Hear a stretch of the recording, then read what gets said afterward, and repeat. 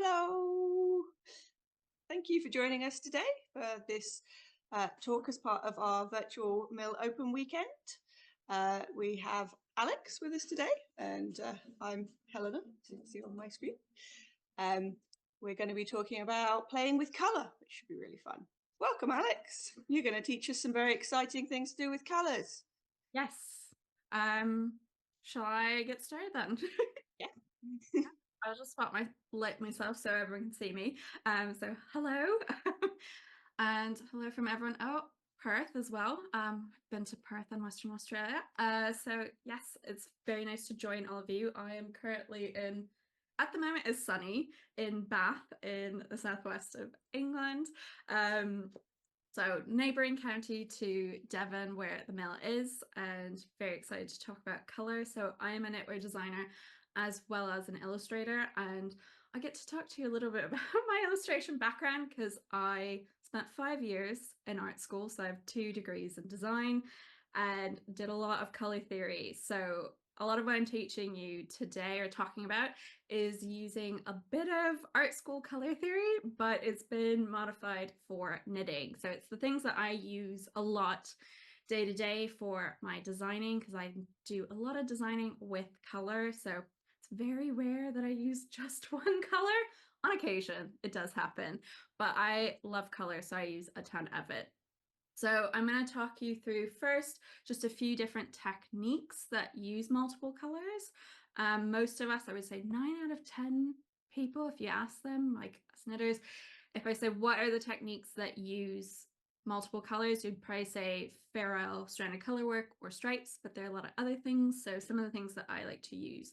So I want to just show you those options. They're things that all the techniques, tips and tricks I'm going to talk you through for picking colors you can use.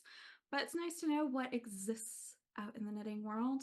I am very much a knitting geek who likes to talk about techniques and color and combining the Lots two. of fun different things to So do. many fun different things to do. So I'm going to split between a presentation and then some of my cameras. So I just wanted to give you an idea. So these are some of the techniques that you can use, the tricks we're going to talk about picking colors for. So as I mentioned, most of us know about stranded color work. Fair Isle falls in that category. I am not a Shetlander. I have a Shetland knitwear designer friend who will tell you that not all stranded color work is Fair Isle, but all Fair Isle is stranded color work. But that's a whole other rabbit hole to go down. Stripes. And then some of the others are different techniques. So the ones that I particularly use, so you'll notice my name is spelled a little bit differently. So I'm Alex with a KS because I'm Estonian by background. That's how it's spelled in Estonian. I use a lot of Estonian knitting techniques. So braids, rolls, you're going to inlay, as well as entrelock and corrugated ribbing are often used. They're great ways of adding color in different ways. So inlay gives you a woven look, and I can show you those up close in just a second. Braids are another way of doing a stripe. I like to refer to them as a posh stripe or a fancy stripe. So they give you like a herringbone effect, but they're really nice to use to break up plain stitch patterns and other types of things. And then you'll also see most other knitters like a bit of mosaic, so slip stitch, color work, and then brioche. So those are things that you can use for picking colors. Let me just stop sharing so you can see me, and you can ask questions along the way. So I'm just going to pop some of those examples under my handy little camera to the side here so you can see up close.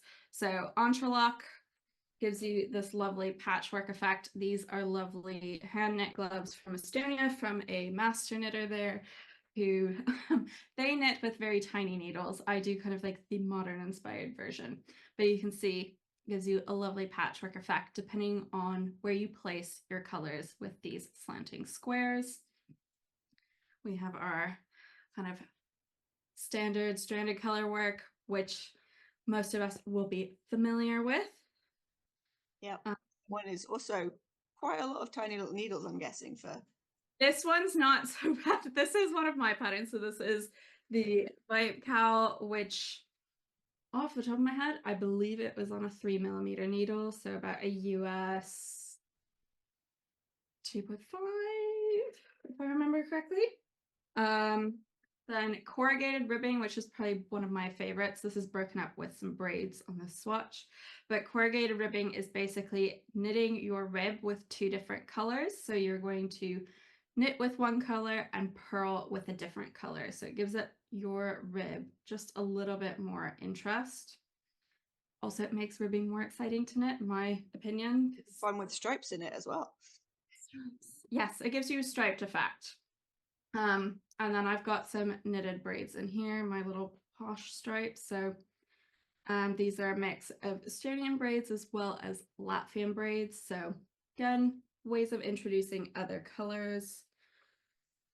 And we have Rosimina Estonian inlay. So this is something that I'm well known for, I would say, which it's very deceiving because you're only actually knitting with one color, but you can use as many contrast colors as you want to make intentional floats on the right side of your work.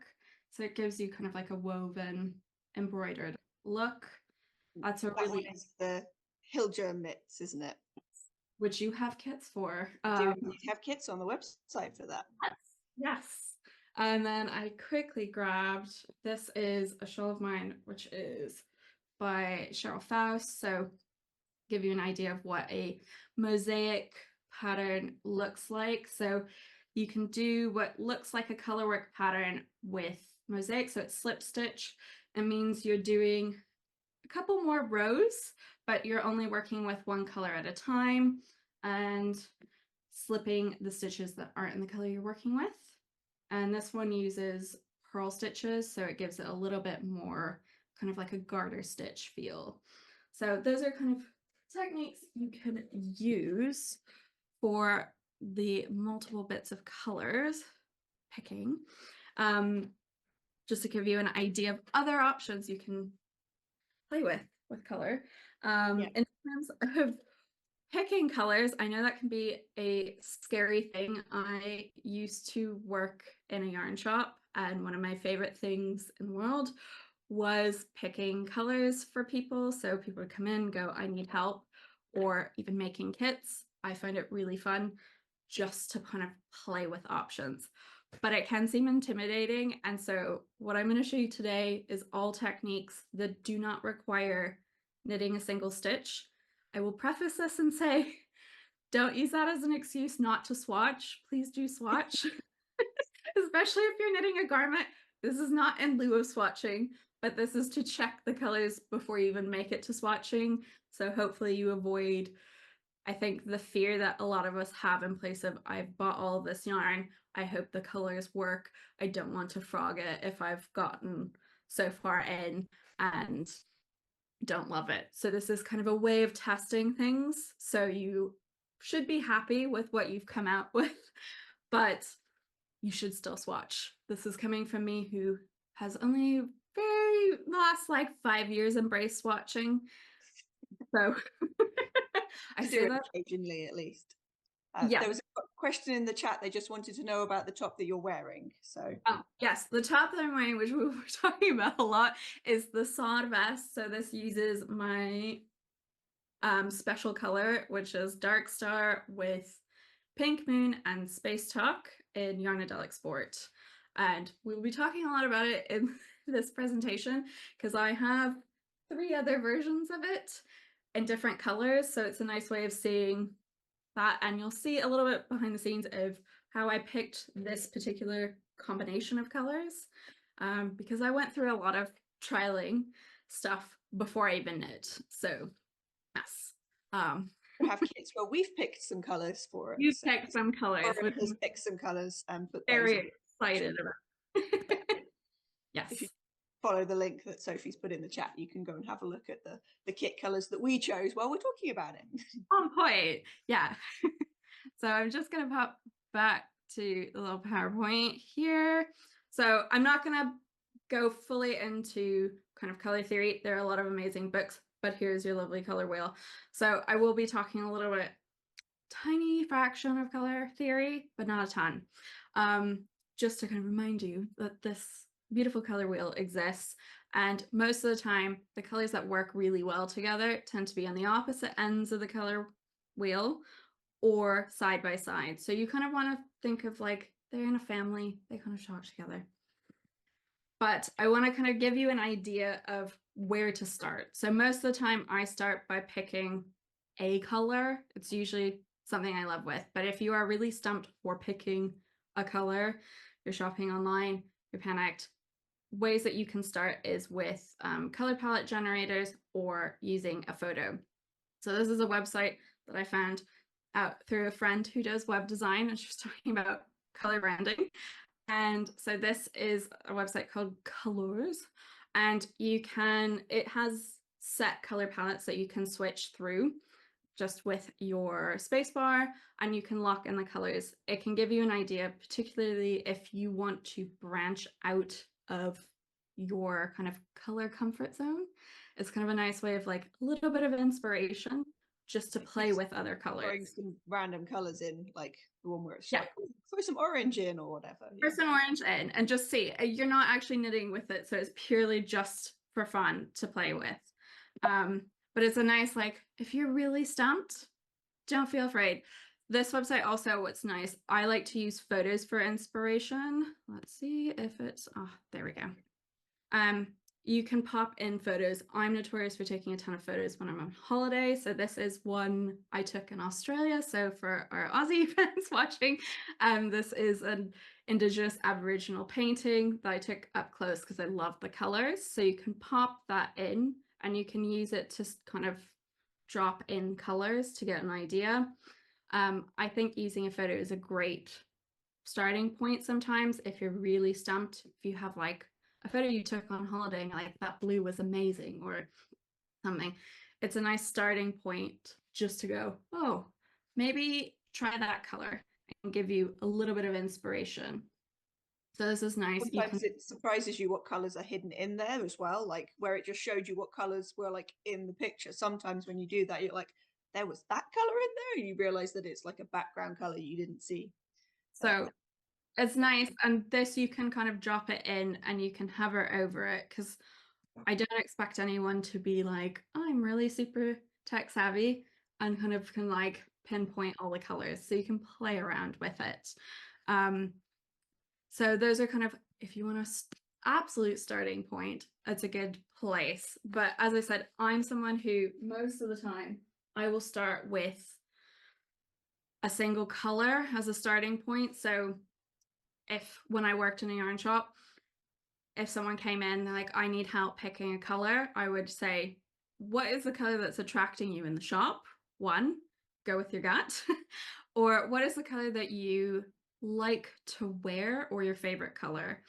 And it's kind of a nice starting point to build off of, particularly if you're doing something that is like stranded color work. It's a good starting point. Whether it ends up being your main color or your contrast color, it's a nice place to start. Means it might match your wardrobe too if you're already wearing it. I would say most people pick what they're wearing, and I have been guilty of this. I had a top on and I bought exactly all the colors that were in my blouse, not even realizing it, just picking up the yarn, and I went, oh. We see it a lot at yarn shows where people go, I'm not really sure which color I should pick, and they're holding one here and one here, and this one is exactly the same as what they're wearing. And you're like, well, you clearly like that color because of this. And they go, oh yeah. Yeah. Like certain colors, it's nothing wrong with it. Nothing wrong with it at all. I mean, I have my own colors that I like and I go through phases, but I also like picking colors for other people as well. But usually it always starts with like one color and then you build off of that. And some of the colors I love to work with are the ones that have lots of different tones and shades in them. So like the Yarnadelic range, the Appledore range have so many colors that you can kind of pull off like accents for your contrast colors. So I will shift so you can see. Someone's like, is there a particular color that is popular right now? Ooh, that's a really good question. I have ideas on. I would say, I mean, I'm not trying to be biased, but I do think brown is having a moment.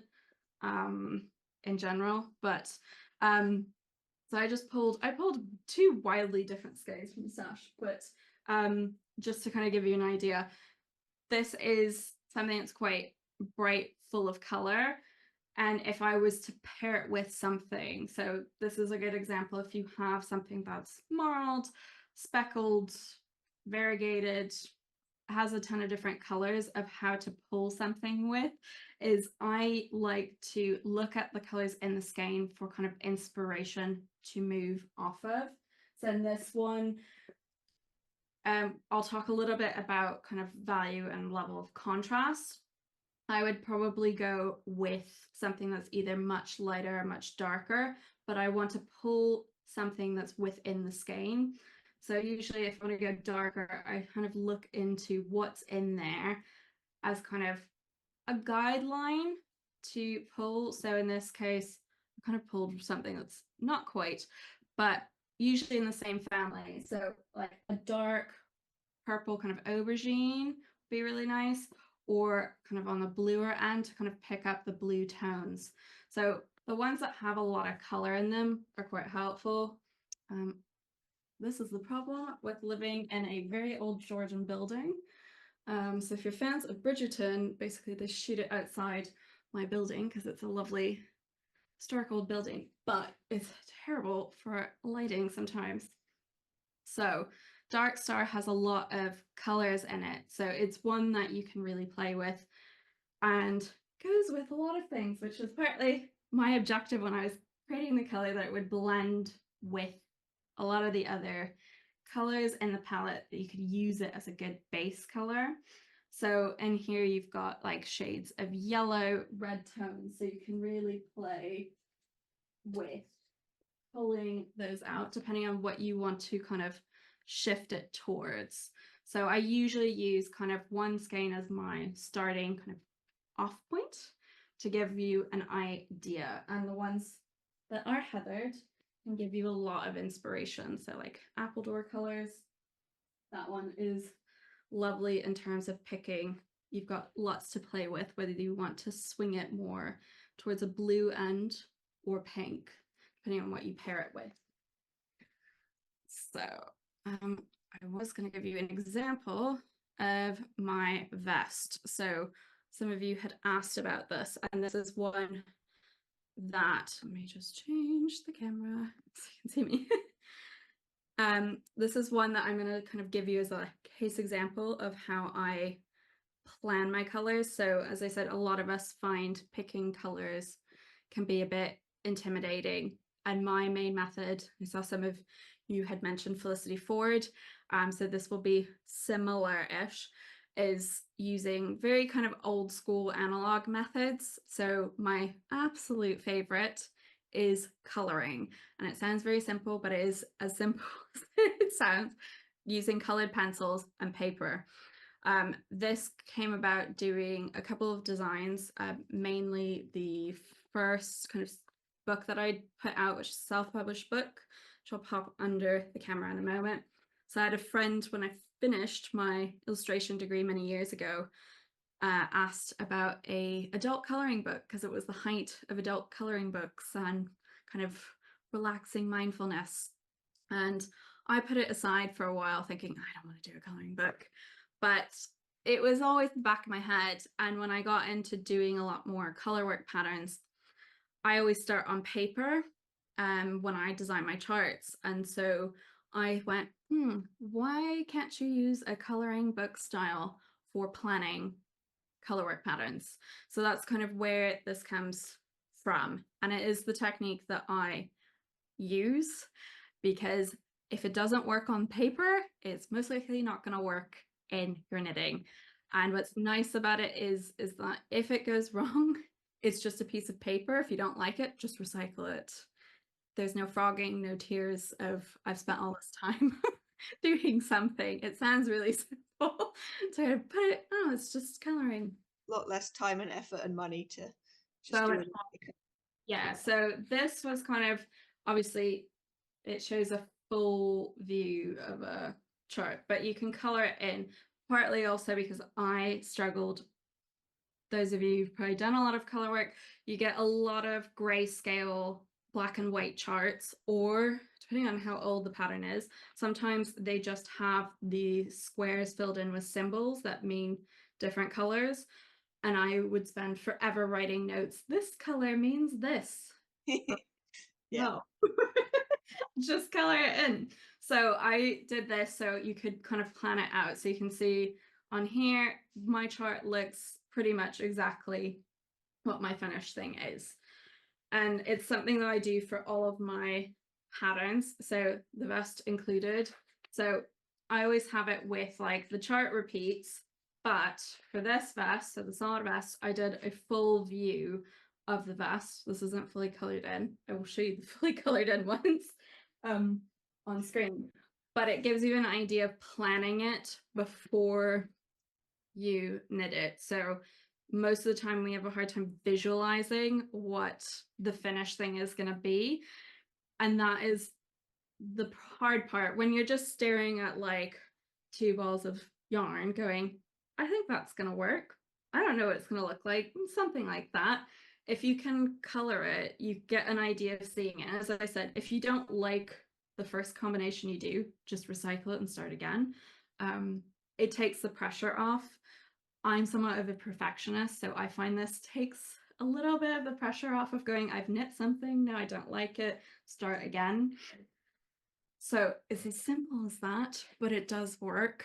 So this is good if you want to, if you've already got your yarn in place, it's a nice way to plan. Also means you can be a little bit more creative. So if you want to go slightly off piece and use more colors, you absolutely could. So my original samples used only 2 colors, but the one I'm wearing has 3. So you can add more colors, subtract colors. It's a good way of doing it. Not every pattern does this. I will show you roughly how to do it. Obviously, this type of view, you can use the schematics. If someone's done a nice schematic, you can use that. And not coloured it in already. And not colored in already. I'm We not trying tried to leave them black and white in the annual so that you could colour them in as well. There you go. Mine are black and white. I always have coloring sheets for my color work patterns for this purpose, but not every designer does it, so we're not going to give them a hard time. So I'm just going to show you how I do it, and this is very, very simple. You can do it with on the computer digitally. I flip back and forth between digital and paper, but I love paper. So these are just some old mitten patterns for Estonian mittens. So I'm just using those as black and white. So what I always do, you can do this digitally as well. I'm going to turn light down. The sun is coming back out. What I tend to do, find your chart. Usually most patterns are just going to give you what the pattern repeat is. If you want to test it, you're going to need to make it slightly bigger. So you want to grab dot paper, grid paper, something like that. And I take a pencil to start. I have gone straight in with pen, but if you make a mistake, then you've got to start again. So what I'm going to do is basically, this is showing more than what the actual pattern repeat is, but I'm going to outline what are my black shapes. Yeah, someone said you can, if you have an Apple Pencil, yes. So I will make the outline in pencil to start with of my shapes in my pattern, working all the way around. As I said, if the pattern that you have only shows what the repeat is, so whether your stitch pattern repeat is, let's say 8 stitches, I would do a couple of repeats going wide and kind of up, so you have a larger square, especially if it's something that's going to be like an overall color work pattern. You can see covering like the whole of a sweater, jumper, or cardigan.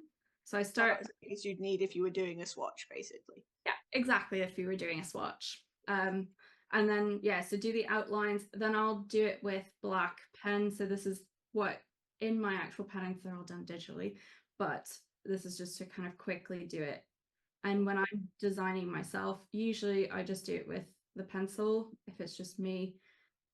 swatching, but if you do this, if you want to do analog, if you have a master template, and I would suggest leaving one master, it's like uncolored, and then you can make photocopies of it so you can test your combos and you're not having to make a new sheet every time.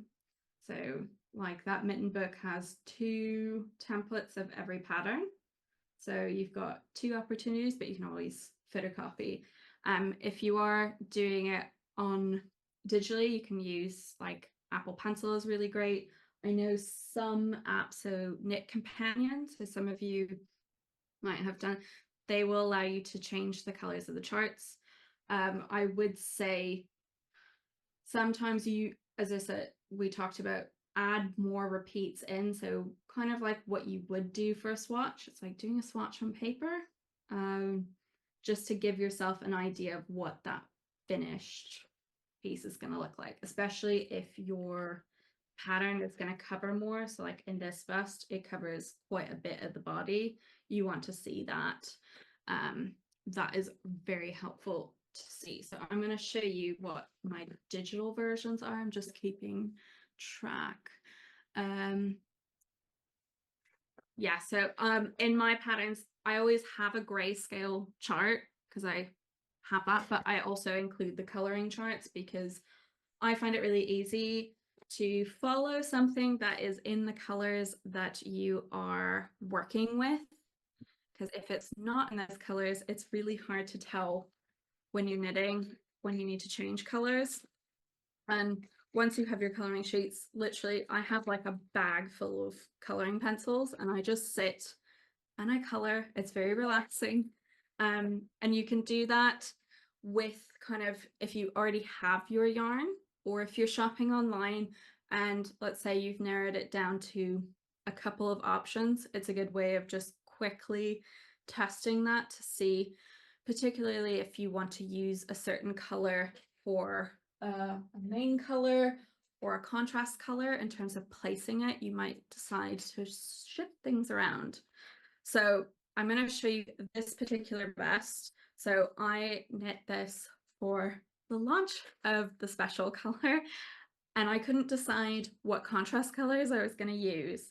I knew I was using Dark Star, but I wanted to play around with what the contrast colors were going to be. And so I did the exact same coloring that I showed you, but I did it digitally, probably to just cheat and make it a little bit faster for myself.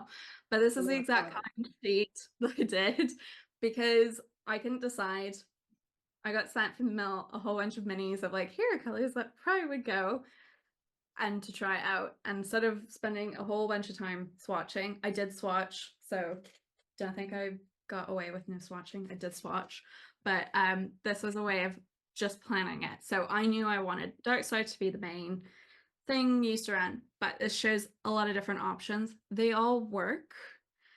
And I will say, I'm not going to tell anyone there is a right and a wrong color combo because color is very personal and everyone has their own likes and dislikes and it shows your personality. But it depends what you think looks best. So when I pick colors, contrast is really key. So particularly with color work, but also some of the other techniques I use, my personal belief with knitting is that if you're going to knit something with like an interesting technique or a pattern, you should be able to see it just for your own self, like selfishly, but also if you're going to a festival, someone should be able to notice and go like, oh, that's a really cool jumper. That's a really cool vest. It shouldn't be hiding. So there's kind of different levels of contrast you can choose, but you'll see like 1 and 2 are the exact same colors, but the colors are placed in very different places. So it highlights the pattern differently. They both work lovely, but it gives you an idea of what's going to stick out more. Before I even started knitting, I kind of went, oh, 1 makes the brown of Dark Star more prominent, whereas 2, the green of Space Talk is popping forward more. So depending on what I wanted to highlight, that was or wasn't going to work. I ended up with something closer to 5, but I did a whole bunch of these. This is just a small curation. So I did a lot just to play with, and it gave me an idea before I fully committed. I did swatch, but it gives you an idea without going to great lengths. So I'm a fan of coloring.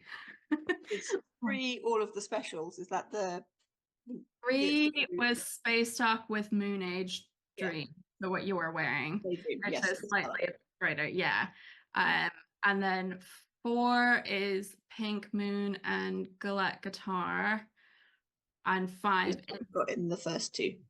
yes, and 5 is what I did, but I ended up adding slightly more Space Talk in based on that drawing. So there's a little bit more in the bands at the shoulders and the hem, but it gave me a little bit of an idea, particularly with this pattern because I had done it in just 2 contrast colors. See, so these are the other samples which I do have behind me, which I can show you, but I had done them in 2 contrast colors previously, and you can see it works on all of them. The one that has the most subtle contrast in this is the gray one, monochrome one. It's probably the most subtle I personally would go. You can still see that pattern, but it is blending just ever so slightly into both colors. But it gives you an idea. These I also were planned by color, so coloring in, but it gives you an idea of like different looks for a same pattern, just different colors. Let me check. They all look quite different, just depending on. They all look really different. Brightness or the difference in contrast. So yeah, and these are all I kind of picked them. So it started actually with the color fading yarn, and then I picked kind of a more solid to go with it, and it all pulls from the kind of main yarn that I wanted to focus on. So this one kind of has an underlying bluey purple, and I just kind of punched it up with a deeper color to it. Someone's asking which program you use to do your digital coloring in. So I will tell you, so the ones that I use, the program I use to create all of the charts in my patterns are with Adobe Illustrator, which is not what most people will probably use. That's because I trained as a graphic designer. So I tend to use that. You can use Paint, probably would work. Basically any program that will allow you to do like drawing on, but I would probably say that. Yeah. So I personally use Illustrator. That's just me. It's a little bit of a mix, but you can use Paint. The main thing is that you have if you're doing it based on a chart, that you can get a grid on it. Apple Pages probably would work. So have a go. I mean, I've done them in Excel before, where you just draw your like chart onto, you just make all of your cells into little squares, and then you can just color it in like that. So you can do it on Excel. Pages should work if you want to do something that's more like this. Yeah, Procreate would work as well. Photoshop. If you want to do something like this with someone else's pattern, you can take. I have done this when I made kits for someone for a different designer's pattern. I took a photo of the pattern and I traced it. So if it's something that's like a bold yoke jumper, if you find the photo and you trace over top, you can kind of get a rough outline like this if the schematic is in color. So that can work to give you a very, very rough general idea. But I would say most of the time, making even just like a colored kind of swatch will give you a good idea. So Excel, Procreate, Illustrator, loads of options. I would say play around with what works best for you. Yeah, I kind of mix between paper and digital. So depending on what I'm feeling like, I go both ways. And there's nothing wrong with doing it on paper. It's quite satisfying to recycle. And yeah, someone asked, does knit companion? They do. The only thing that I will preface on it is with patterns that we're going into Knit Companion, I have a couple of patterns available in Knit Companion. They are going based on what is in the pattern only. So just like the chart repeat. So your stitch pattern repeat might only be 8 stitches. So I personally would make it into a swatch size. So probably if it's, let's say it's 8, make it 32 stitches by 32 stitches. So the amount you would do a swatch. So you're going to have more repeats. So that's the only thing with Knit Companion. It's probably not going to let you do it, but it'll let you have it colored in. So when you're actually knitting, you can follow it with the colors you're using. And someone said Stitch Mastery. So yeah, you can do it in Stitch Mastery too. Loads of options. Or you can just do it with paper. So plenty of choice, but it's my personal method that I love. And that's what I use to design with. They all start on paper and I color in. I also do it digitally. If I'm making loads of samples, I can see it and go, yes, that. Especially if I'm having to work with a sample knitter, it's really good if we know what the end result's going to look like. So I'm going to show you some other ways of doing stuff without your coloring pencils, but with the actual yarn. And this is stuff you can do if you are at a yarn festival or in a yarn shop. One, just be careful having worked in a yarn shop. They might not want you to do this, but one is to take yarns that you're interested in. So I mentioned earlier about contrast and kind of value in it. This is a handy tool. If you take a coloring theory class, you want to have seen one of these again. So when we talk about value, it's the level of contrast. So it's reducing colors, so bright colors into basically a grayscale. So the amount of light or darkness in it. So it reduces it down to this. This lovely thing is what you get given to teach you this and train your eye to see. And basically it's like a little viewfinder that you can hold up, whether it's yarn or something else, and match it with a tone.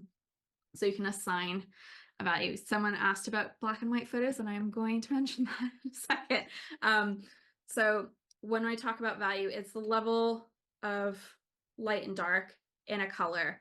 And when you pair stuff together, it's the kind of the difference between that value, so the contrast. So as I said, I believe you should have some contrast. That doesn't mean you can't have something subtle. So this is subtle.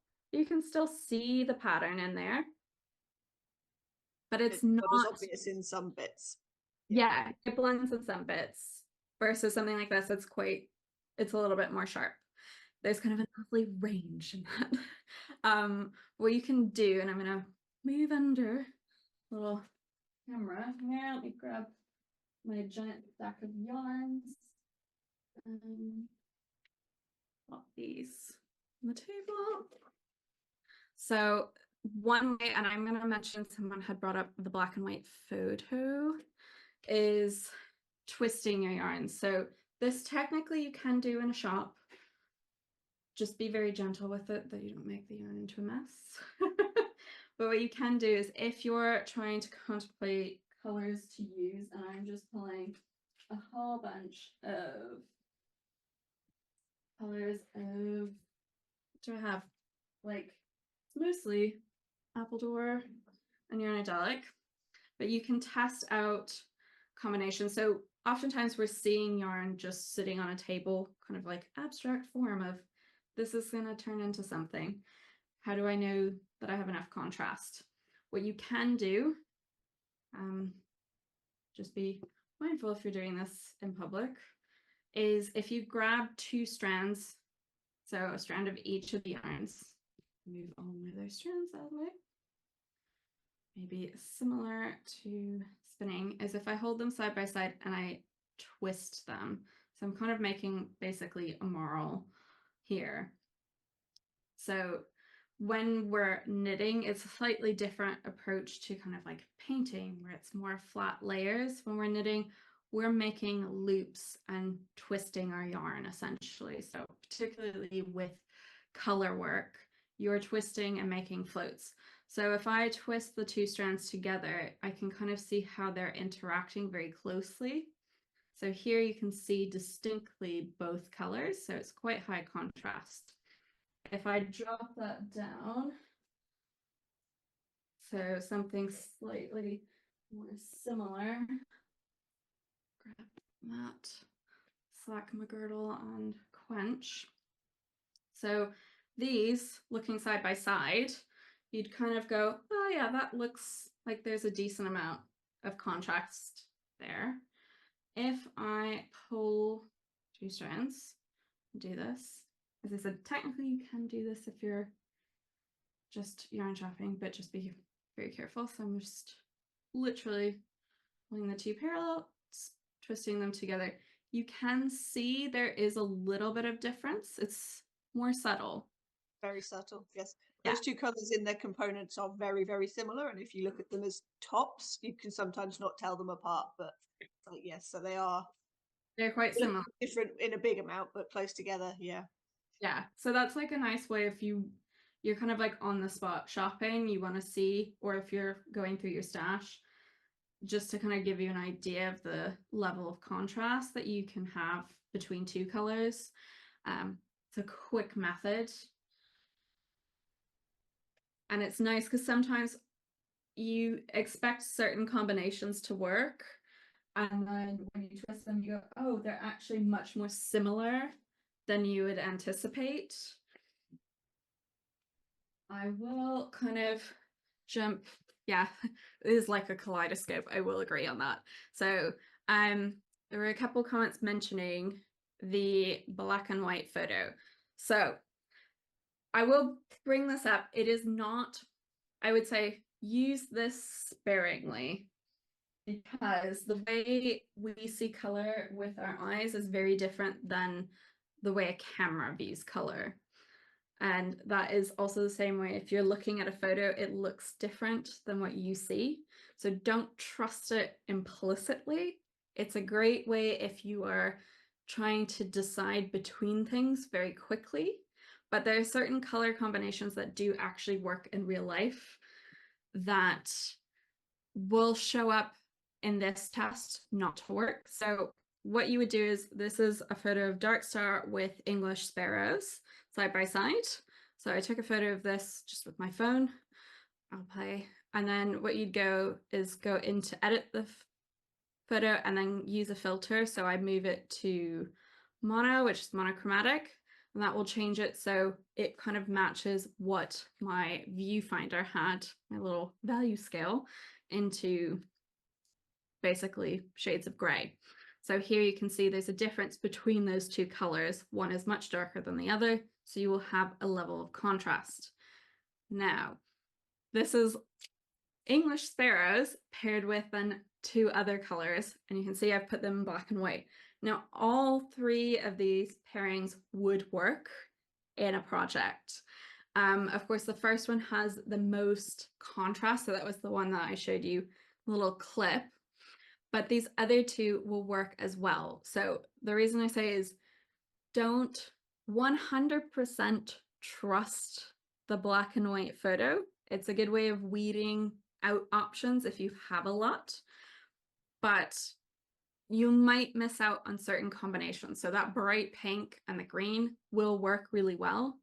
You can run it with like twisting the yarns, but you'll notice on that black and white photo, they look like the same color of gray, the same shade of gray. So just be mindful of it. If it's a good place to kind of maybe start, and you can shift slightly lighter, darker shade of pink or green, but don't kind of trust it 100%. It also depends what you want to use it for, because I know that like in stranded knitwear, sometimes you're trying to find ones that do go closer and some that are further away, because you're trying to do your background and foreground colors. But yeah, sometimes if you're doing something like your vest, it's going to be a fairly high contrast. Yeah. So you can, I would use it as like a tool, but not the only tool that you're going to use. So it's like a good, so these are the pink and the green. And I pulled them out because if you twist them, I have not wound these. So this is, if you twist them, you'll see that there's a good level of contrast between, I can tell the difference between my pink and green. It will be not as high contrast as with like Dark Star, but you still will have a level of contrast. So use it sparingly. Debbie asked, does twisting work with variegated yarns? Yes. You might need to, depending on what your variegated yarn looks like. Test a few different strands. Yeah, Different colors. like if it's like this will change a lot. So test it in a couple of places. That would be my guess. Why do the pink and work? Yes. So why do they work? They are technically the same value, but they are opposite colors on the color wheel. So pink and green are at the opposite ends, so they will contrast. You're not going to have as high of contrast as the, like, if I used a brown with it or a much darker color. This is going to be on the more subtle side. I'm going to turn down my light just ever so slightly. It's a bit bright. It will work. So I tend to go trust your eye a little bit. So you could use the black and white photo, but also look at it with your eye.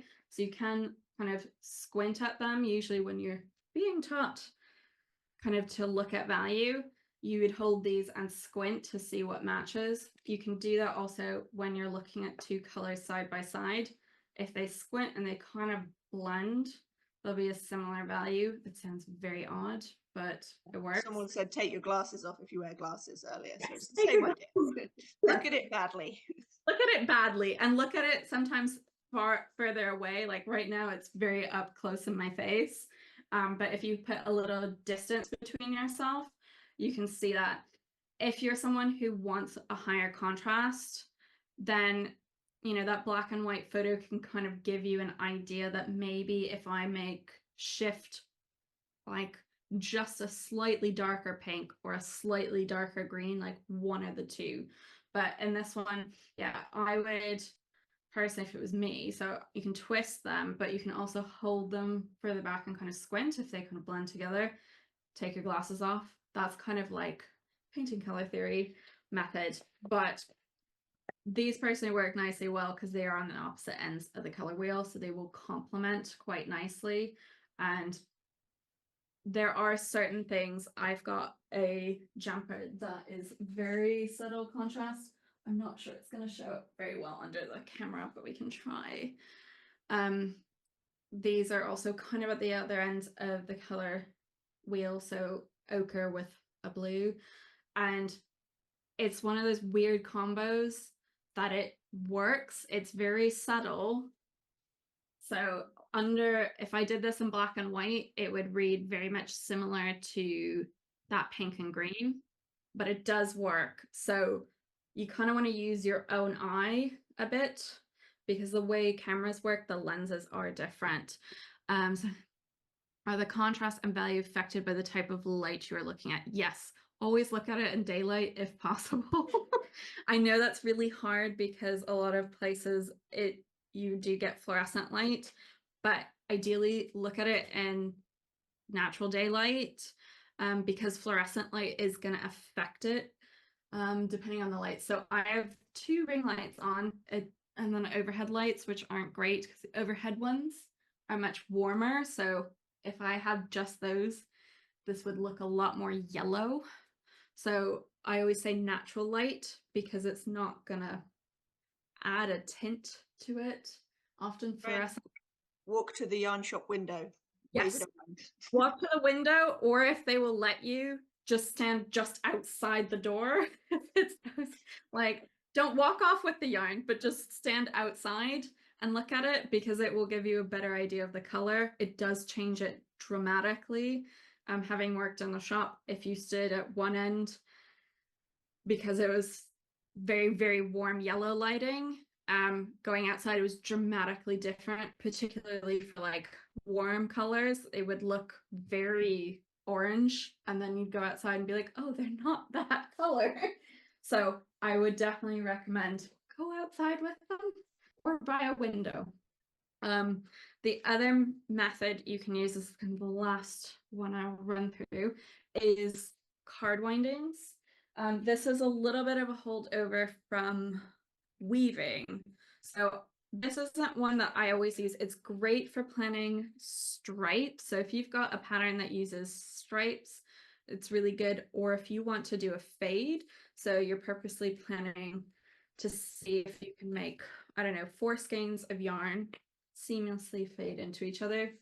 So I came into this I did a textile degree, and my advisor was a weaver, and he's like, oh, you should try doing this. So these are some of my lovely card windings from that time. So it's good for planning fades. You can plan stripes, so the proportions that you want to use. So if you just do like so, you can plan spacing of stripes without having knitting and kind of placing the color. When it comes to actual like color work patterns, what I like to do is actually get a little bit more into a weaving aspect of it. So I actually weave in strands. So what you do, and I will wind a card on screen, is I just cut off cardstock. It's usually white, but I ran out, so I have this leftover plum bit, little bits, and I cover the back with double-sided tape, and I wrap the yarn that I'm going to use as, or envision using as, a main color, so kind of like your base canvas color. And then I will take strands that I want to test as contrast color and weave them through, so it looks like little tiny stitches. And so you can see on here, I just did a whole bunch of Young Adult colors, just ran across, so you can see kind of the difference between how those contrast colors behave, almost in knit form. So this is matching the vest that I have on, and Dark Star contrasts really nicely across. This is Pink Moon and Space Talk, but you can see that Pink Moon doesn't, it just blends in when it's on a base of Space Talk, but here it pops. So it's a nice way of kind of seeing up close how those colors work. This is nice. So if you've got kind of leftovers, it's a good way. I have heard some people call it a lazy swatch, but it's a nice, I don't believe it's a lazy swatch, but It still take a lot of effort. Yeah, it's satisfying to do, but it's kind of a nice way of planning. Like if you're gonna change colors throughout something, it's a good way of planning that. It's slightly based off, this is a book by a Danish author called, in English it's The Yarn Winding Manifesto. She does like, these are more like weaving, but it's a beautiful book. I partly bought it for that. But you can kind of see the different proportions of colors for like stripes. So if you want to kind of see, if I put more green and a smaller amount of orange, kind of what that might look like. So these are more towards weaving, but it gives you like a great book for just color inspiration, but just the idea of like proportions of colors. So when we're picking multiple colors for knitting, oftentimes it's just as an accent, so a pop of color, but you know, how much do you use in the scheme of things? And for striping, like this is great to test that. So I just cut off, it's literally a, yeah, I will pop this under. So please bear in mind the it's showing in Danish here, but it is called The Yarn Winding Manifesto by Astrid Skipstead. It's in English and Danish, but it's mostly photos. It's a really lovely book. Again, great color inspiration. So some of the yarn winding ideas from that translate into this. Obviously, I'm not doing stripes quite like that, so I just cut off a bit of cardstock. You want something that's a little bit thick, you can use cardboard for it. And then I just put double-sided tape on the back, which I thought was going to stick. There we go. It's going to stick. And that uses to hold it in place. And I will just grab I have a whole bunch of minis. We've got a question saying, what do you do with all of your swatches? Do you turn them into something else or just keep them for now? No, they are kept. This is terrible. They're kept. I have them in various like bags and boxes. I know I have a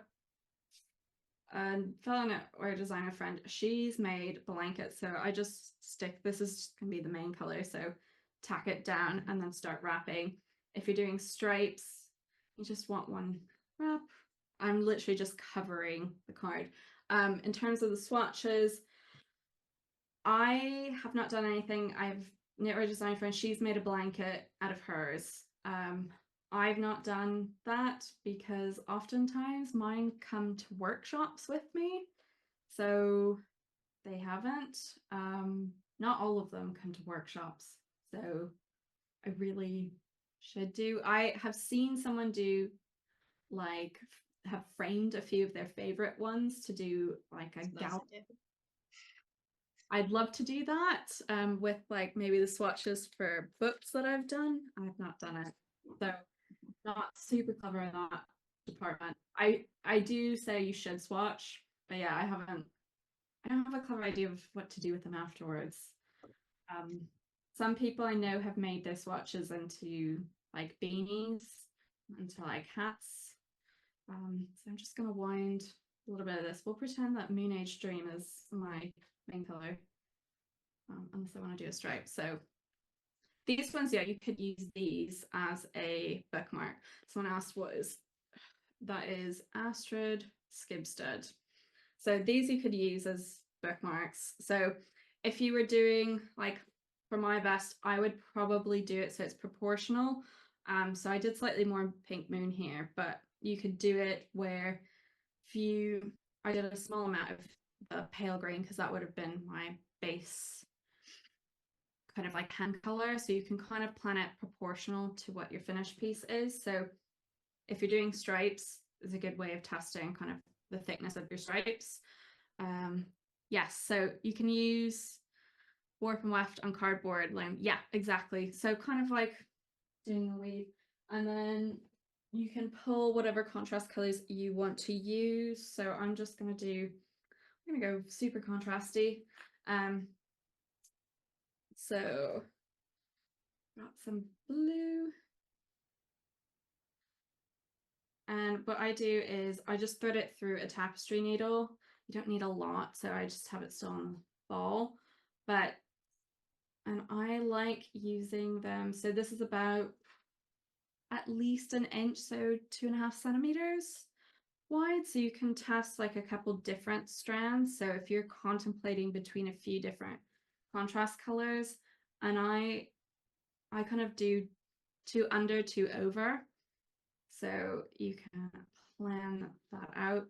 And I like weaving it in. I know some people, I think in Shetland, they just overlay it on top into what look like X's. I'm just doing that very roughly, but I use that. So it kind of gives you a concept. So some people will do what looks like an X. Let me try and mimic that. I've seen that taught in Shetland. There we go.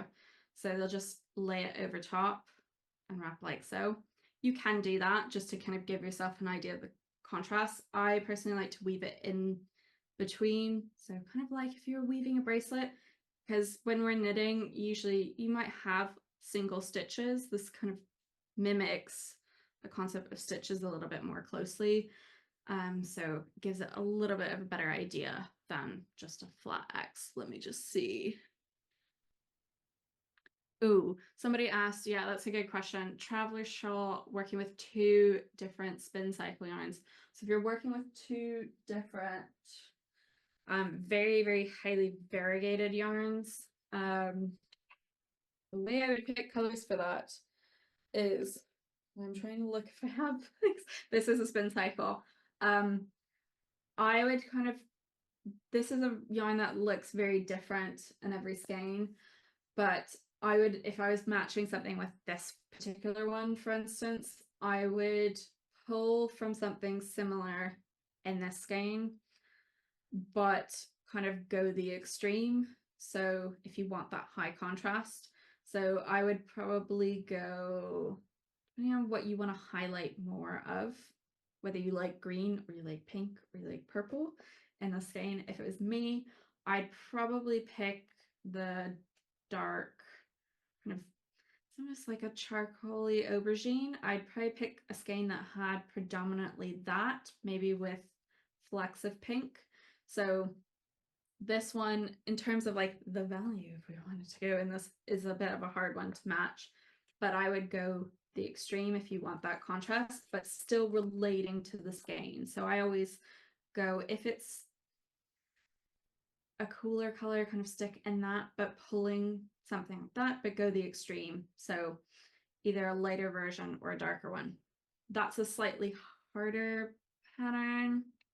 Do you do the same for, like you're saying, for heathered colours? So I think someone asked earlier, it was like just pick out the little highlights you can see in it to find something that would go, Just pulling particularly if you're going for two quite heathered things. yeah, so if it's two heathered ones, I've actually done, I will show you, I don't have the jumper that I'm doing, but it's in 3 heathered colors. It's in these exact colors. So it's 3 heathered shades, which might seem insane, but it does work. And partly the reason I chose these 3 is they do all pick up flecks of each other. So Slack, McGirdle, and Quench, as Helena mentioned, they're quite similar. So it's kind of a lighter and darker version of itself, but they have this flecks of pink and blues and yellows in them.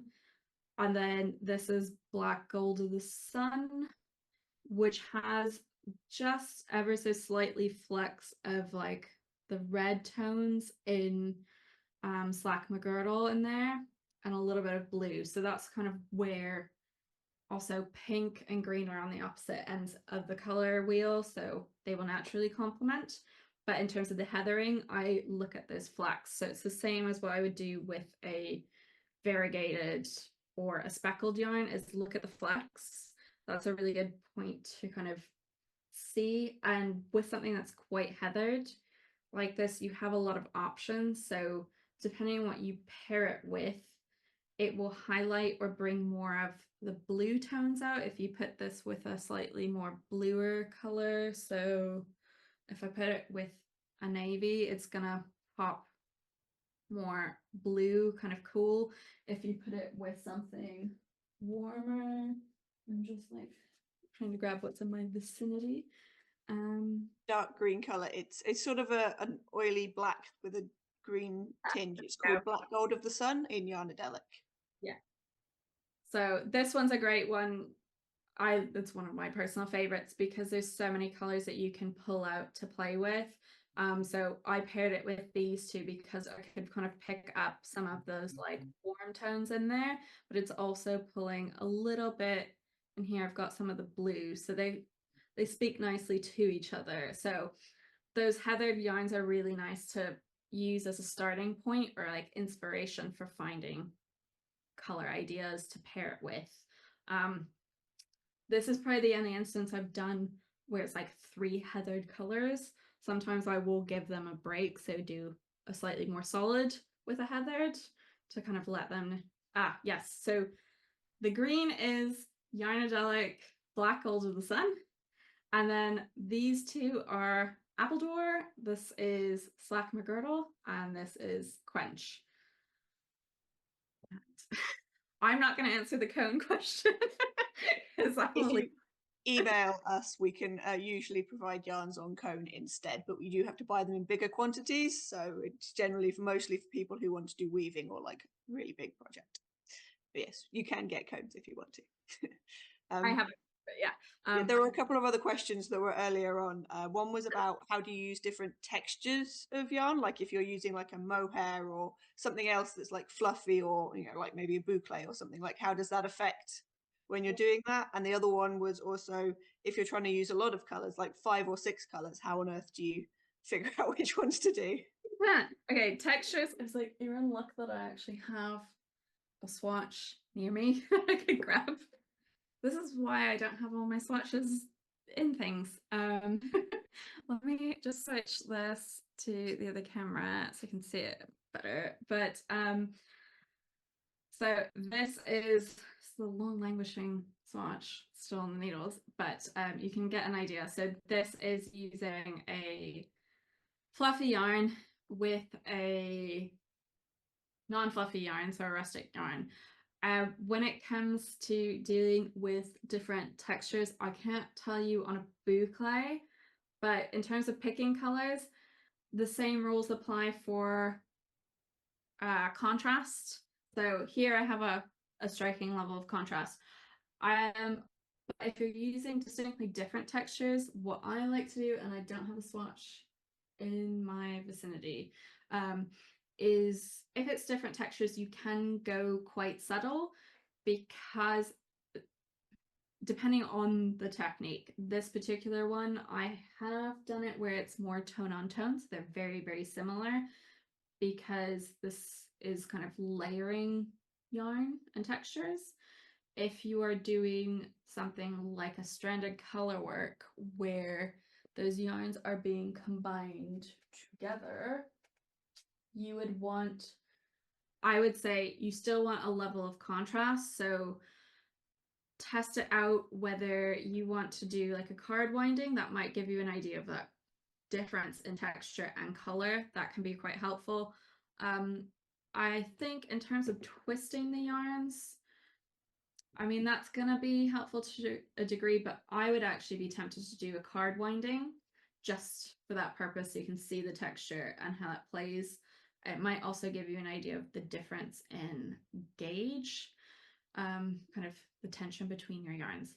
That would be me, but I haven't fully tested that myself. Picking loads of colors. So if you're doing like a full-on Fair Isle yoke jumper, I would say Fair Isle, they use a ton of colors. I have one, it's like one of the few times that I actually knit someone else's pattern. So this is a Marie Wallen one, so that's got loads of colors in it. I actually stuck with her original colors. I would say if it's going to have something with as much color changes as this, make a colored in chart.